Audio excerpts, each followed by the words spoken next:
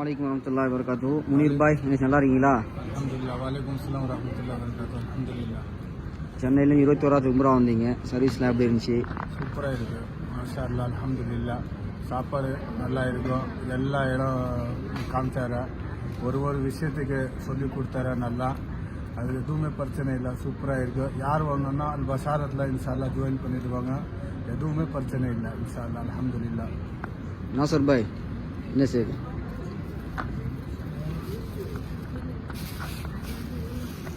எல்லாம் நல்லா இருந்துச்சுல?